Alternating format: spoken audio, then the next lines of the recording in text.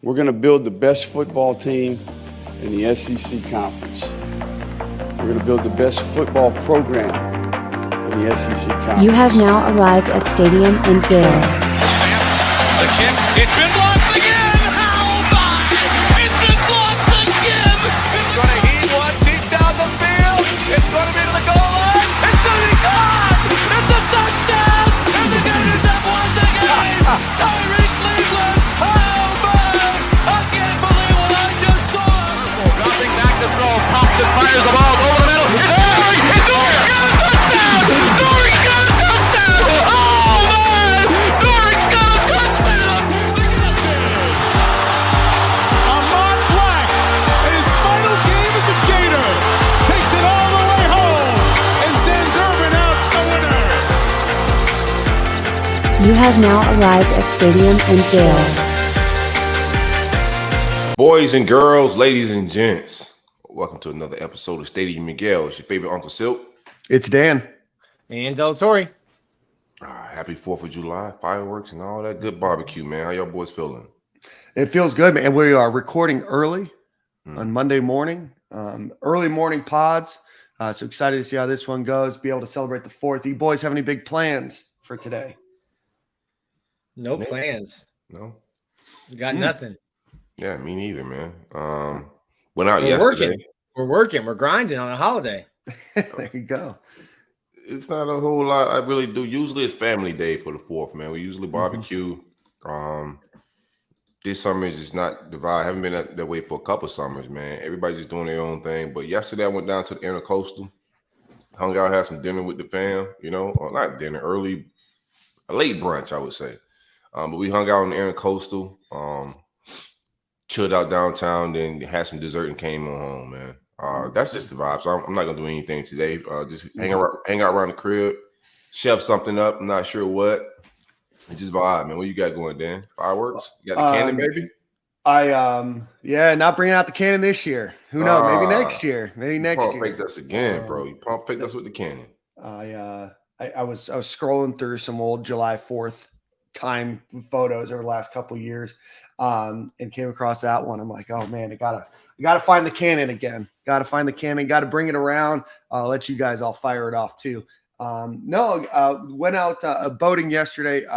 Great day out in Tampa Bay, and then go to a pool party whenever we're done here. So okay. Yeah. Is it like a pool party? Pool party is like family, friends, or is it? Like a pool party. Bender. Pool party with like like a Bender pool party. Gotcha. I was gonna say, you never know. That's there. Yeah, I would lean toward that's the pool party. Dan's not going to with kids in a water slide. Nice family atmosphere. That's not the pool party. That's not the pool party Dan's going to. No, yeah. So we're going. Bounce house. Sam Felt is performing. Pretty big DJ. So just gonna go listen to some music, hang out in the pool, relax, enjoy the weather. Hopefully it doesn't rain. Last time, I think I told you I went to a pool party. It poured down rain for about 3 hours. So hopefully it doesn't do that again. But excited for that. I'm gonna probably watch fireworks somewhere. I'm kind of over fireworks, I'll be honest with you. Probably seen them too many times, and it just doesn't do it much for me anymore. I mean, by the time the forfeit, people in my neighborhood have been popped them for like a week already, man. So like you're fed up. Like, all right, bro. They never bothered my pug is 10. Fireworks never bothered him. The 1-year-old, the sheepdog, freaks out. And then the pug reacts to him barking. So now I've got just chaos.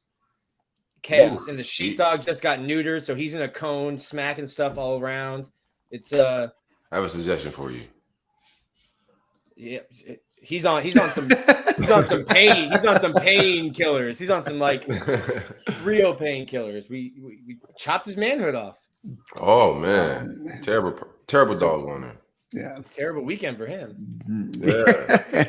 And not a great one for you probably either, buddy. Well, let's get on to the show. Got some big topics to talk about.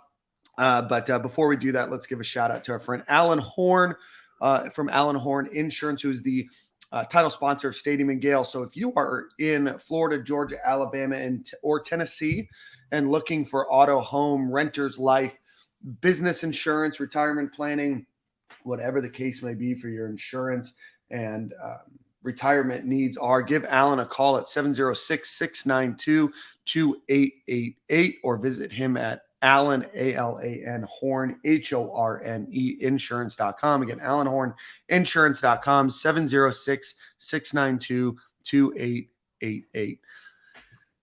Gentlemen, a lot to talk about in the world of recruiting. But before we do that, I do want to Nick, and maybe you shed a little bit of light on this, but we definitely want to have our thoughts and prayers out there for former Florida Gators basketball player Patrick Young, who was involved in a rollover crash in Nebraska.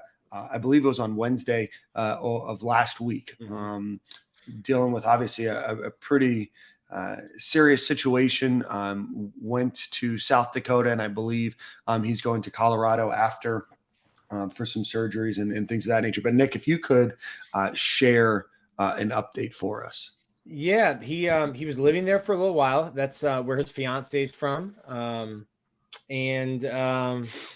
It's tough because it's clearly a serious situation. I'm getting information, and I was telling Dan before the show started, I was like, I haven't confirmed all this stuff, so I'm not going to put it out there. It was good to see, and I don't know if Pat was the one, typing out the tweet, or if it's his fiance, his family, whoever's with him. But it was good to see something come from Pat, and he's always been a guy that's an incredibly uplifting person, and going through what he's going through. Just saying, praise God. The accident's no surprise to him, and I'll continue to praise him every day of my life. And then just asking for prayers. So getting into a single car accident, and reportedly he wasn't wearing a seatbelt. The passenger that he was driving with was wearing a seatbelt. No injuries there. So wear your seatbelt. Yeah, thank God I got one of those annoying cars that make you wear it, man. It's gonna beat the entire ride. Prayers up to Pat, man. Seeing it was always this time of the year. It's always accidents, man. So everybody be safe on the road. All of that good stuff, man. Just glad that he still got a fighting chance here, man. We're getting some positive news, man. So shout out to Pat. Prayers up. Yeah, definitely a very sad situation, and we'll report back as soon as we hear things on his recovery, and certainly anything else that might be associated with that. But again, prayers to Patrick, and hopefully he's able to find the best medical help that he can and continue to receive, and just continue to keep him in your thoughts and prayers. Let's talk a little bit about, before we kind of get into probably what I imagine to be the big dialogue of our discussion, there was a release of the salaries of the UF coaching staff that came out. I think we knew beforehand that Billy Napier was getting $7.1 million in salaries, or in his salary, pardon me. Then they announced 3 coaches that are making $1 million, and that is the coordinators. Offensive line coach Rob Sale, and offensive coordinator Rob Sale, Patrick Toney, defensive coordinator, making $1 million, and then Sean Spencer, defensive line coach, is also making $1 million. Corey Raymond is making $725. Mike Peterson's making $550. Kerry Colbert's making $500. Jabbar Jalouk is making $450. Jay Bateman $425. William Piegler $425. Darnell Stapleton $250. And then Mark Hockey, who is the strength and conditioning coach, is making $750. Any numbers stick out to you, stand out to you? I'll say that Mark Hockey making $750 is probably the biggest surprise to me. Yeah, I'm blanking on his name. Urban's strength coach. Mick Mariotti. Yeah, he was making $800 last year as someone who's been doing it for decades. So that number was a little surprising to me. I think we don't talk enough about the importance of that role on a football team, though, because they are spending more time with the players and designing so much of the program, that you have to have somebody you really trust in that position. And clearly hockey is that for Napier? I'm trying to find. Go ahead, Phil. Definitely. I get why like those guys should be making that type of money because they don't really have an off season. You know, their off season is the season. So, and they're the glue as far as keeping the program together when the coaches can't spend as much time. So I get that type of pay. I'm not mad at anybody's salary. Right, Pay no. them. As long as we're getting results, I'm not mad. Staying out of people's pockets. Yeah, it ain't my business, man. Yeah, no. It's you definitely see a pretty big increase. Obviously want everybody to make as much money as possible. You do see obviously some pretty interesting changes here. Nick Savage was about 450. So obviously they've invested pretty heavily there. But if you look overall, in 2020, UF was paying about 12.745 million approximately of all staff salaries. And obviously that number is quite a bit higher. Just looking at total numbers, you're looking at probably a $2.7 million increase from the salary that the coaching staff was making last year. So certainly a big increase in overall salary size, obviously showing a commitment to increasing those salaries by Scott Strickland and the UF administration from that perspective. So again, big numbers, a few surprises in there. First time ever the Gators have 3 coaches making over $1 million. That doesn't include the head coach. So again, a nice little piece of history there for these guys. So, do we have how our salaries match up with the rest of the country, SEC or anything like that? So the comparison. I'd be curious to see what we're paying versus. I have to go back. USA Today really has the best database for that.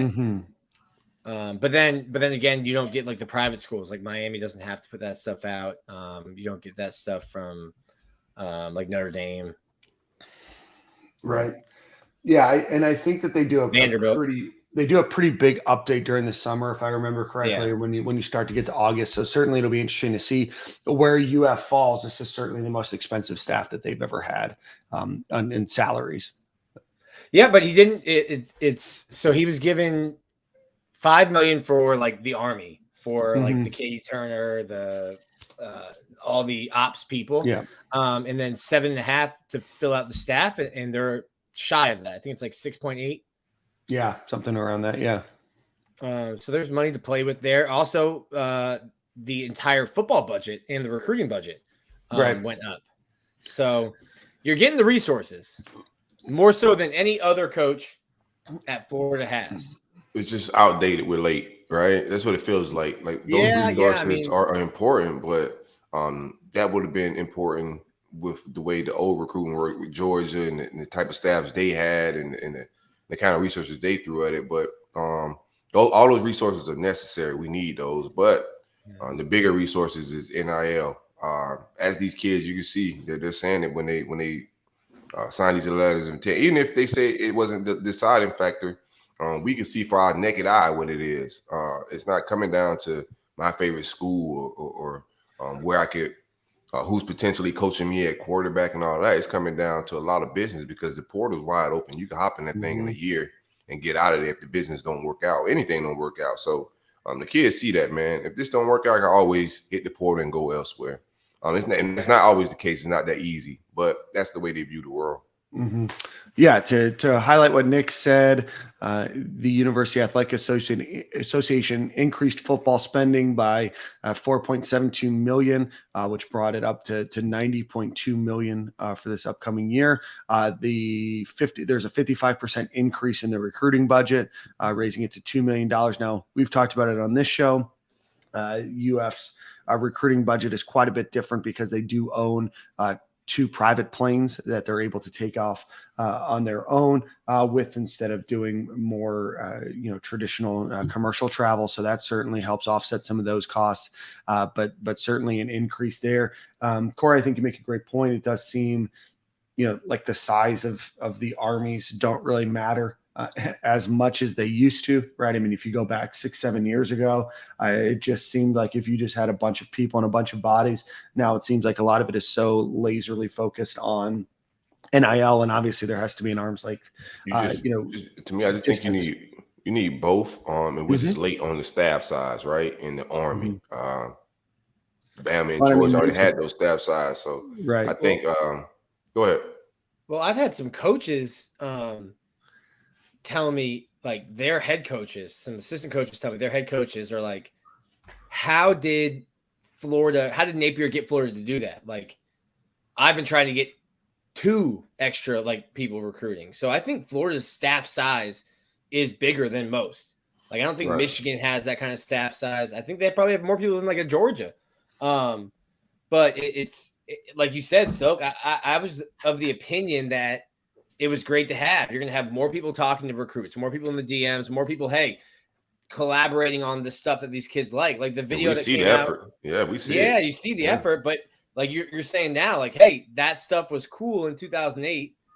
Now it's what can you do for me financially? We're doing business now. So I'd never really thought of it like that, in that sense, because I think Florida's recruiting staff is bigger than most. We got a whole a whole standalone facility that's about to open that we barely even talk about in the recruiting trail because NIL is just so huge. Back in like 2008 or even 2 years ago, a standalone facility is going to land you some big time kids, yeah, for sure. And that's just not the case right now. You need some business. Yeah, no, I think that you make both make a lot of sense there. I think for me that the hardest part is figuring out the balance of both. I think that we have seen and we have heard UF visits seem to be going better. Nick, would you agree? Yeah. Well, that people walk away seemingly more happy outside of the macaroni and cheese incident. And he was happy though. It's just the fans having it. He had a good time. His mom defended the mac and cheese, so everybody walks around. Everybody leaves having a great time. No, I know. But it does seem like the official visits are going better. The on-campus visits are going better. You just have no one's ever had a bad completely official different visit. No one's ever had a bad official visit except for that offensive lineman that committed like while in the car leaving his official visit. So. But I do think the attention to detail is really good. One thing that impressed me with Katie and Bree, and as they're still learning like what stuff to do in Gainesville, they keep like an Excel, basically like an Excel thing. So if you, Dan, are a recruit and you've come to campus 5-6 times, they are not going to have you do the same thing. So I think because they have such a big group, they're able to do that kind of detail-oriented stuff more. So it's like, hey, he's already done this, this, and this. He really liked this. Maybe we can do that again, circle back to it. But if he's going to keep coming back to campus, they want it to be a brand new experience every time. Right.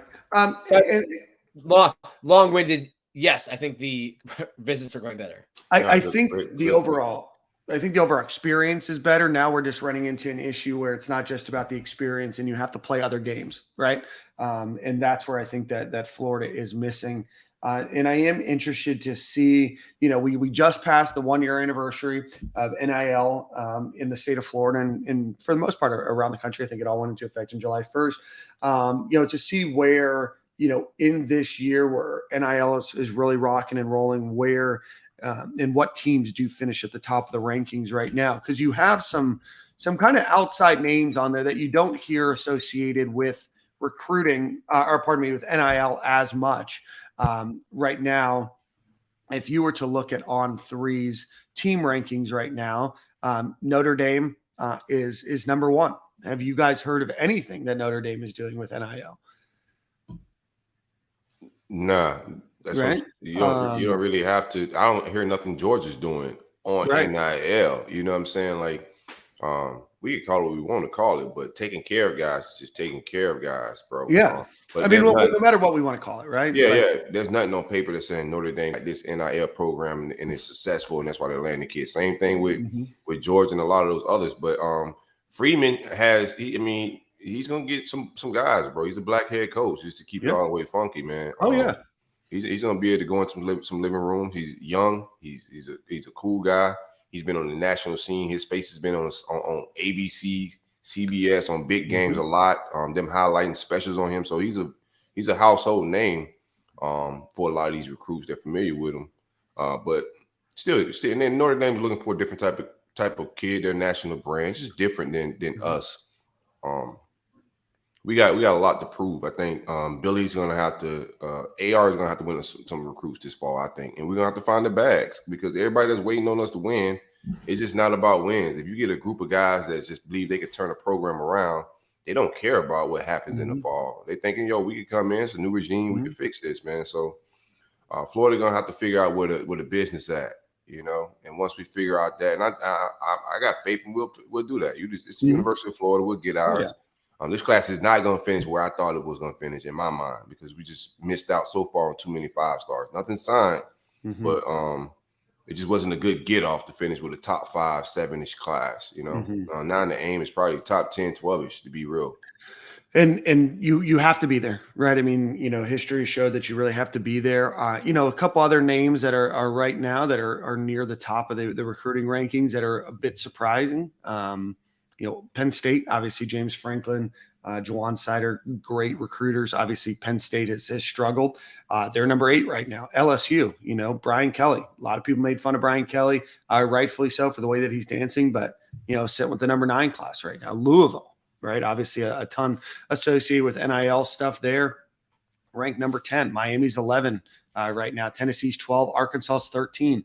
So definitely an interesting mix of where teams are ranked and, you know, who's, you know, near the top and definitely some new and unique names there. And I'm curious to see how much of it is following a particular head coach or following a national brand like Notre Dame and what you said, so how much of it is following NIL like Louisville probably is right now. And certainly like Miami is right now, you know, and where that all plays around and what we ultimately or how the classes ultimately rank out because of that. So just kind of interesting to follow with what we know right now.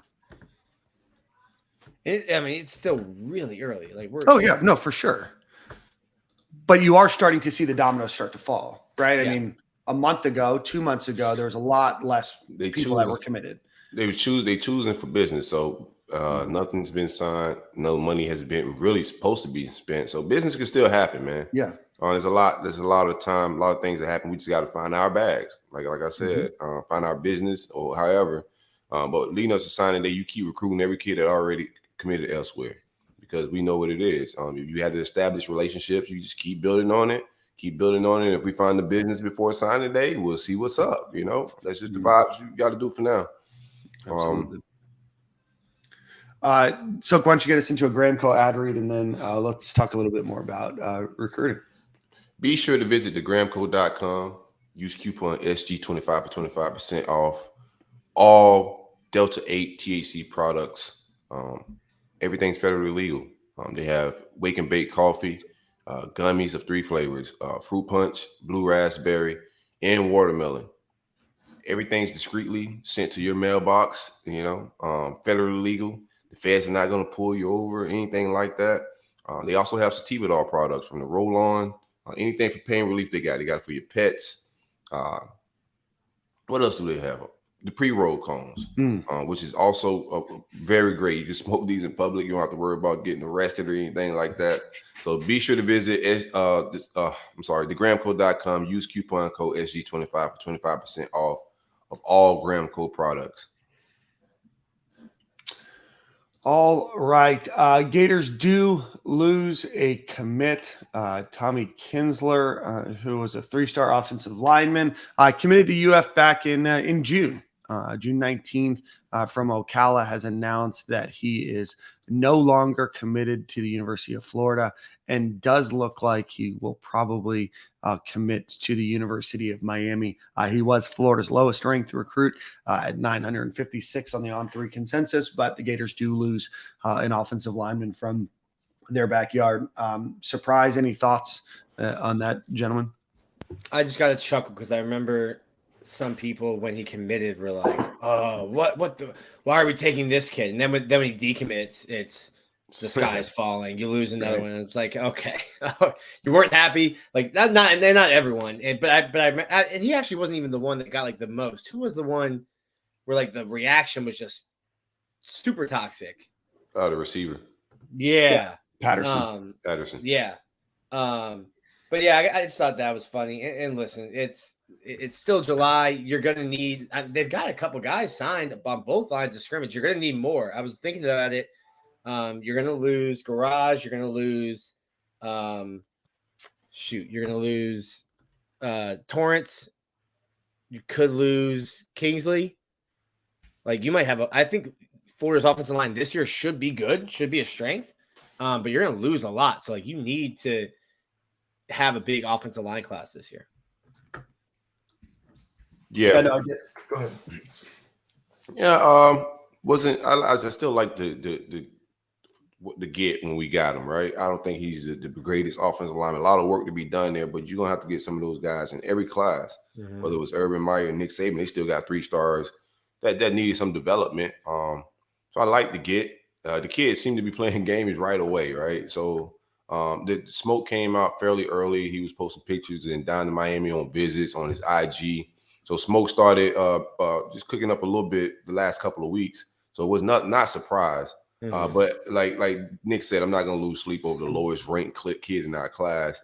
There's a way to improve the quality of linemen in this class with him going, you know. So like I always say in the past, I'm not ever worried about a decommit. I'm worried about what we replace him with. So if we replace him with a guy that's technically better, you know, then nothing's lost. So we'll see what they do. But right now, it's just not a great look, right? You lose Rashada to Miami, and they're gonna bring some guys from Landon Rashada. That's what top tier quarterbacks do. You see the same thing happening at Texas with Arch. So he's gonna bring top guys, but to lose Rashada, all the debacle and the news and everything that came around that, and to come back and then you lose a guy in the middle of the night. That's local too. He's right around the University of Florida. So it's not like he's right in your backyard. So it's just not a good look. But as a fan, I'm not finna cry about that one, bro. But the staff got to get it together and they got to, because I don't think this is an NIL one. Nobody's bagging up this kid.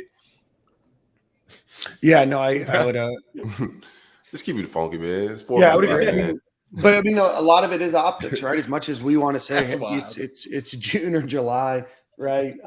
We still have time, and while we do still have time, there's a lot of optics that go into it.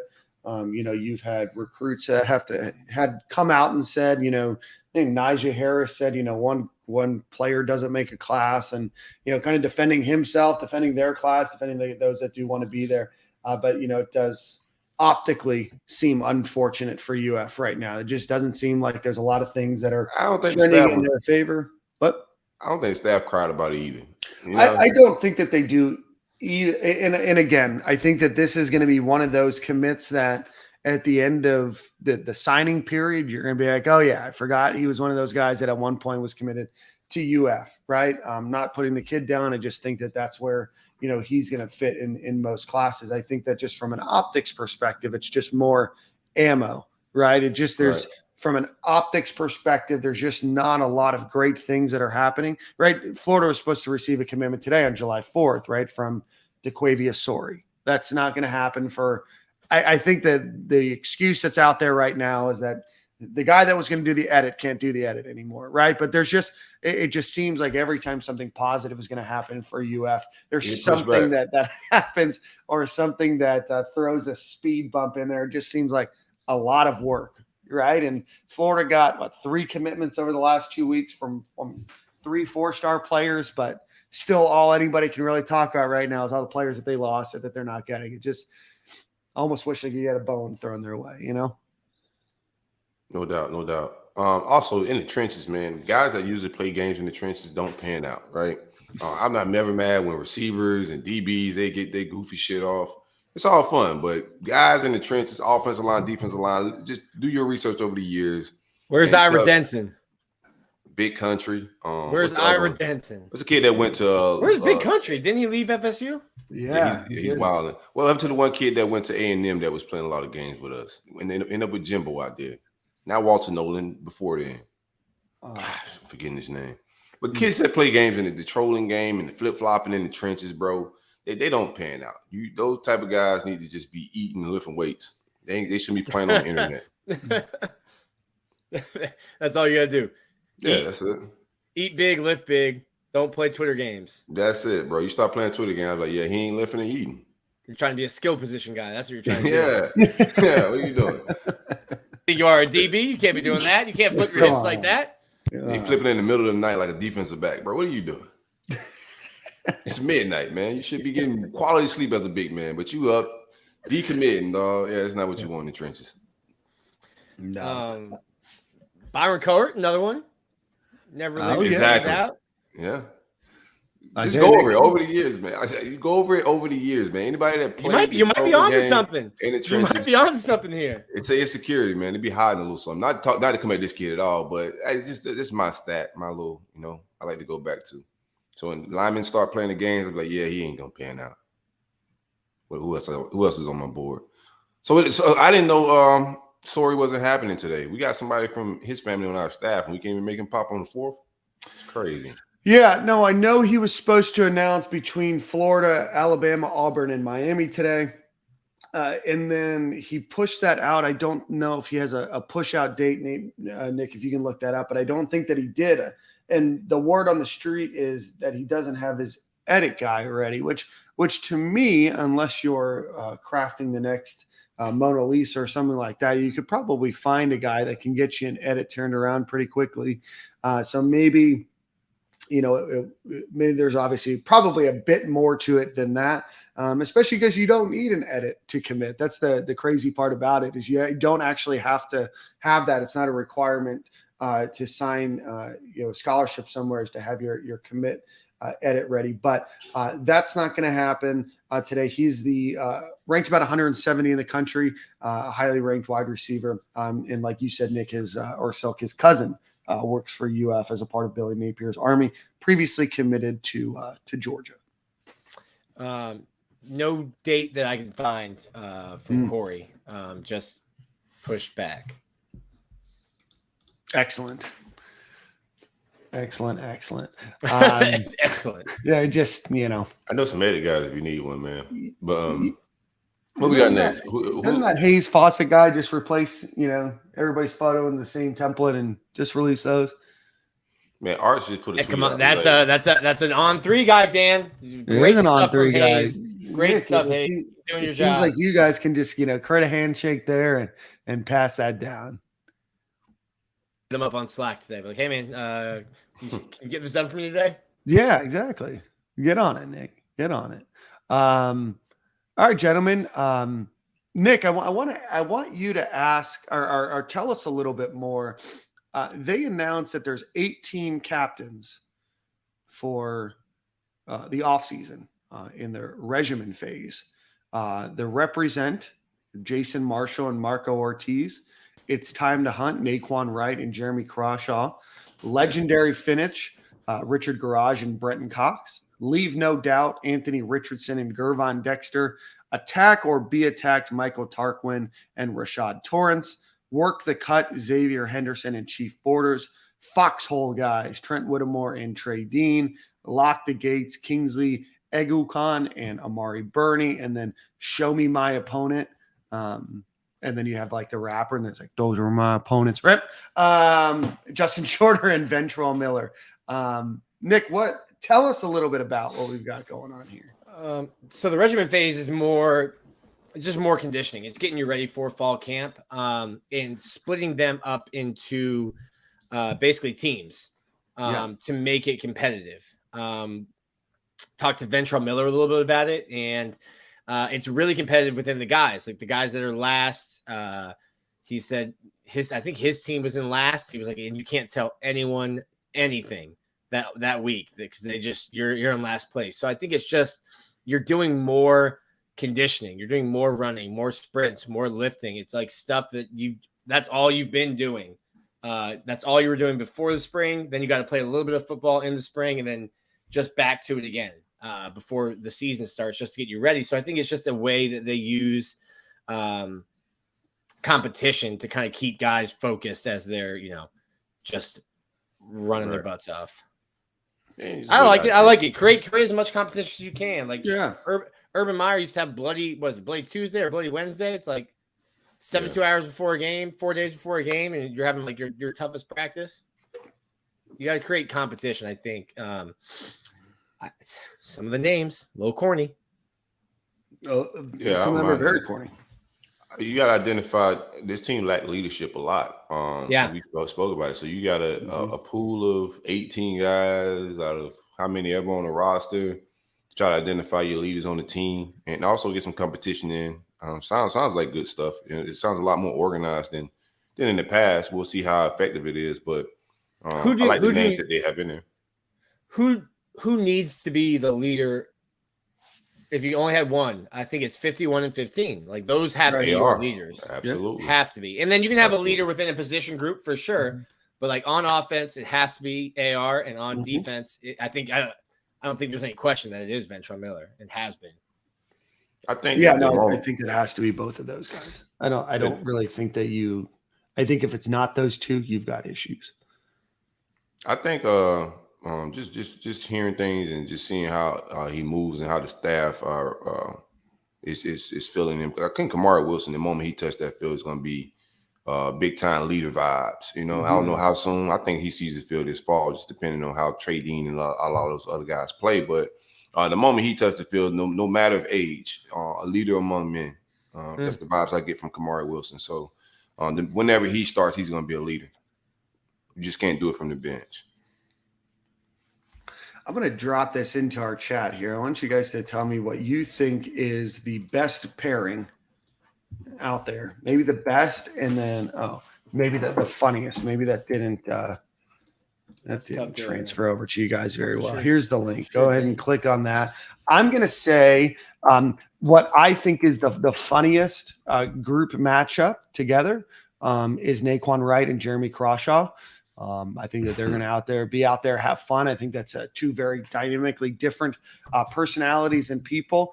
So would love to see that. And then I would say from a leadership perspective, I think this Ventrell Miller, Justin Shorter group is, from my opinion, going to be the strongest leadership group there. Leadership, I like Anthony and Gravon Dexter. Yeah, that's a good mix too. Let's put that on pause because Florida, as Dan's talking down about a punter, just got a commitment from TJ Searcy.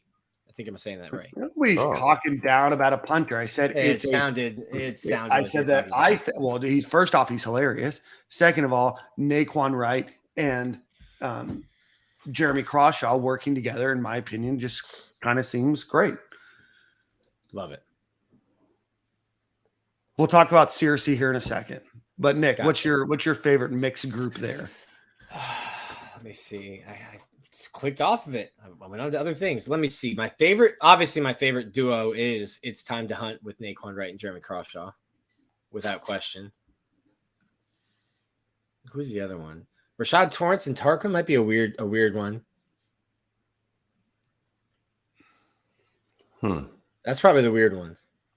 No, the weird one is Kingsley and Amari Bernie. A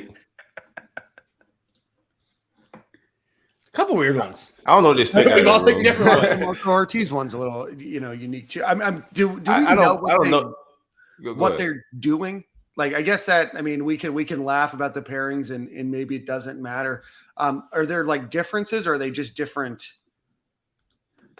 teams or what? Yeah, there's just different teams. So there's like just different players where they did like that whole draft thing that Florida kind of put out. They put out like that draft day stuff, like video edit and pictures and stuff, and then didn't explain it at all. Right.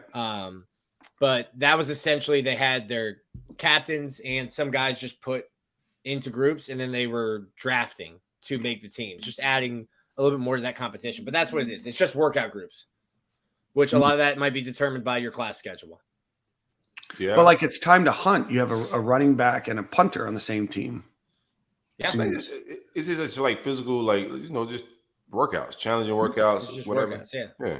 The team probably makes more sense. I think from a leadership standpoint, they're just seeing kids around the program that have showed those qualities and just teaming them up in charge of other small groups. I would like to know what their teams consist of, who's on their team. And how evenly they distribute that. If it's physical exercise and that stuff, because you would want to evenly match big guys with smaller guys and all of that. But I do like that some of the guys that are on this list that they do think that they see from a leadership standpoint, like the guys that we haven't heard from in the past, like Tarquin. There's not a whole lot of info about him, but to see them looking at him, the tackle position is very important. To see that he's looked at as a leader on the team in some sort is positive news. Yeah, Rashard Torrance is a guy who, you're starting to see move up into leadership. Xavier Henderson, he's in his third year now. Kind of hard to believe, but moving up. Chief Borders coming into his sophomore year, or his second year at least. Trent Whittemore, moving up into that role as well. And then your kind of your mainstays, your guys that have been around the program for a while. So definitely be interesting to see how that goes and how that flows. But as you said, Nick, actually, before we do that, let's give a shout out to our friends over at Alumni Hall. Visit them at alumnihall.com or visit their store in Gainesville on Archer Road. The new Nike collection will be coming out soon.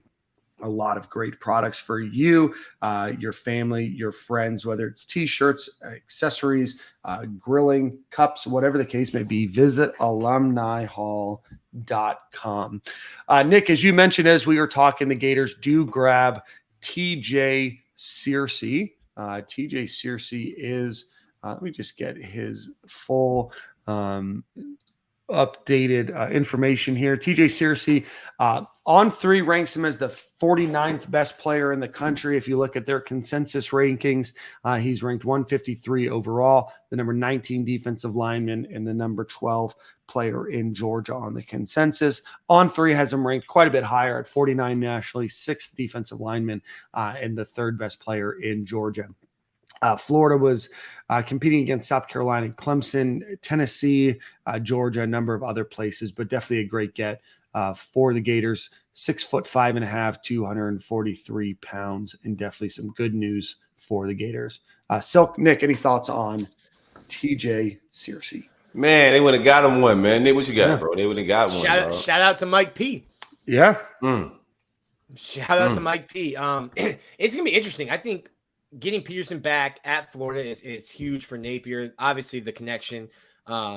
Mike was, we asked him about it, and he was humble. But it's like you're walking down the halls, and your picture is up on the wall, and that can't hurt recruiting. I think the relationship with him played a big part in this. That's what Corey Bender said, and he's a really, really good edge player. So Florida's got a couple of those guys, and I think the defensive recruiting is looking pretty good for Florida right now. It's on point. It's on point, man. Who's behind the scenes? Like, if it's just like me, just throwing a dart in the dark. Jamar Chaney is somewhere involved in this. He's got to be, right? I guess we'll wait for the commitment story we'll to come out, but he's got to be involved, right? Great get by Mike Peterson. There's been, everybody's looking at the defense side because the defense side is doing well, but we also watching some whips at linebacker from Bates and so the staff, not the staff, the fans are definitely watching the defensive side of recruiting. So Mike P to be able to pull up and get a top 50 kid. This is a big one. This is a top prospect so far this class. We should get a nice little bump from this. We're not in a bad space. We're keeping pace. If we get sorted, we would have got sorted today. That would have been even more of a bump. So you just keep pace until you find the bags, bro. Mm-hmm. That moved Florida up to 14th in our rankings, so up 6 spots in the on 3 rankings, and I think that puts them. Puts them 14th. Go ahead, Nick. Still 6th in the SEC. You're still behind like Arkansas, Tennessee, LSU right in front of you. Miami's up to 10. But you do have to consider that Tennessee and Arkansas, who are ahead of you, have 14 and 18 commits respectively, right? So definitely you have the ability to pass those pretty quickly. You just need to move ahead of, your LSUs. You have to figure. You're not going to out recruit Georgia and Alabama this year, but you have to be in that top 3, top 4 in the SEC. And Texas A&M is looming out there too. So that oil money ain't drying up. No, oil money is allegedly not dry up anytime soon. In the whole state. It's not allegedly. They've admitted it loud and clear. Allegedly. The whole state of Texas is going to be a problem recruiting because them people love football, bro.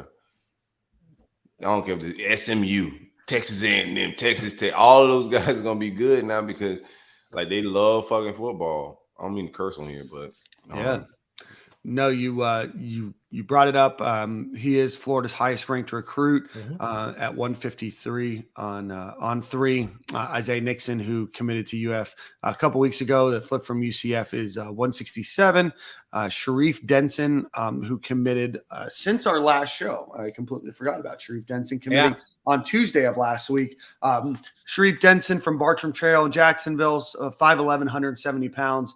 Ranked 196th overall player, number 23 overall as a defensive back. I like Denson. I think that he's going to be a good, solid player for UF, and definitely higher on Sharif Denson than I am some of the players that are ranked ahead of him, but definitely a great get as well.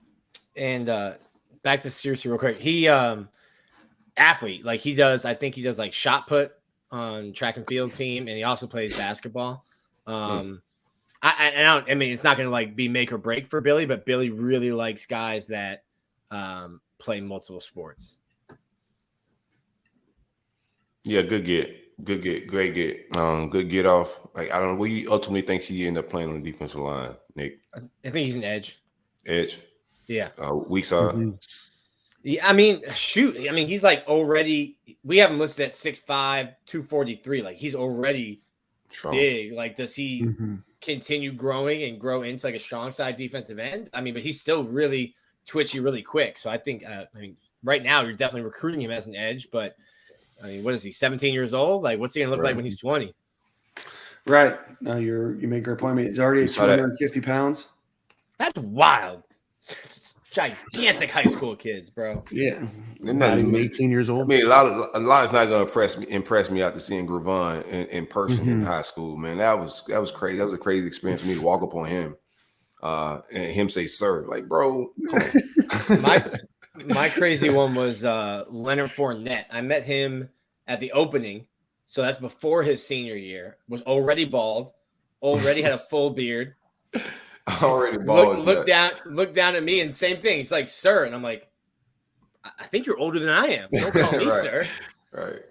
Might have went to high school together, bro.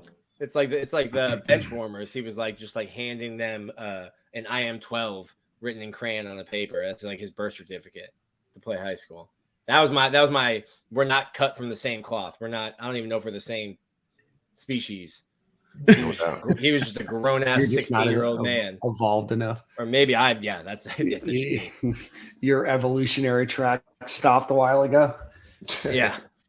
No, definitely a great get. Thanks for bringing that up, Nick. It wasn't even on Twitter, so definitely a great get for Billy Napier and the staff. Definitely a big name that they needed on a day of fireworks. They brought the fireworks. So, anything else, gentlemen? We've got early. They think they woke him out of bed too. Like that's pretty early for a 4th of July committee. He ain't wait for the maybe he's going to the same pool party I'm going to. Wanted to get it out of the way. Yeah, man. Hey, is he in Tampa? No, he's in Georgia, but you never know. I mean, rough to travel, flights and cars these days, you can get anywhere you want. So we're gonna let you babysit and make sure you get any trouble. All right. Oh no, he's you know what? He's not even old enough. That's good. And you can't even get in. Allegedly.